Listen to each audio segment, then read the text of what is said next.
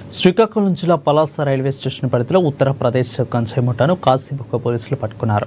వారి దగ్గర నుంచి దాదాపు 10.6 గ్రాముల గంజాయితో పాటు 1900 ఇక 2 సెల్ ఫోన్లను స్వాధీనం చేసుకున్నట్లు డీఎస్పీ వెంకట అప్పారావు తెలిపారు. ఈ కేసులో చదువుకున్న యువకులు పట్టుబడ్డారని డీఎస్పీ వెల్లడించారు.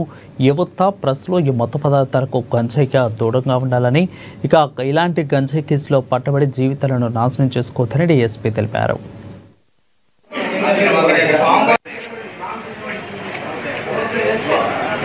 కాశీబుగ్గ డివిజన్లోని కాశీబుగ్గ పోలీస్ స్టేషన్ ఎస్ఐ గారు నరసింహమూర్తి గారికి వచ్చిన సమాచారం మేరకు సిబ్బందితో నిన్న రాత్రి 7:30 ప్రాంతంలో 2 వ్యక్తులను రైల్వే స్టేషన్ దగ్గర సాయిబాబా గుడి లైన్లో అరెస్ట్ చేయడం జరిగింది. అనుమాన స్థితిలో వారిని సోదా చేయగా వారి వద్ద 10 కేజీల 630 గ్రాముల గంజాయి, అదేవిధంగా 2 మొబైల్ ఫోన్స్, వారి వద్ద క్యాష్ కూడా 1940 రూపీస్ కూడా వారి వద్ద ఉంది.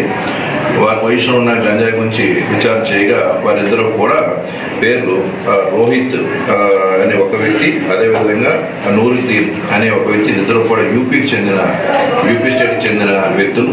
వీరిద్దరూ కూడా ఒరిస్సాకి చెందిన పర్లాకింకి చెందిన సుమన్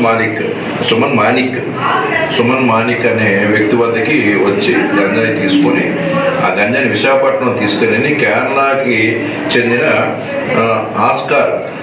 ఆస్కార్ అనే వ్యక్తి అక్కడికి కేరళ నుంచి వైజాగ్ వస్తే రైల్వే స్టేషన్కి అక్కడ అప్పగించడానికి అని చెప్పేసి వీళ్ళు వెళ్తున్న సందర్భంలో పోలీసులు అరెస్ట్ చేయడం జరిగింది.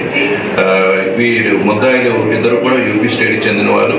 వీళ్ళ మేనమామ ఏమన్నా అంటే రోహిత్ యొక్క మేనమామ గురూజీ అని ఆయన పర్లాకంలో ఉన్న ఈ పంట పండించి సప్లై చేస్తున్న వ్యక్తితో గతంలో ఉన్న వాళ్ళకు ఉన్న పరిచయాల మీద వీళ్ళిద్దరినీ కూడా డబ్బులు ఇచ్చి ఇక్కడ వస్తువు తీసుకొని గంజాయి తీసుకొని విశాఖపట్నం అప్పగించమని చెప్పేసి బాధ్యత అప్పచేయడం సందర్భంగా వీళ్ళు వచ్చి ఆ ప్రాసెస్ చేస్తున్న సందర్భంలో మనకు దొరకడం జరిగింది.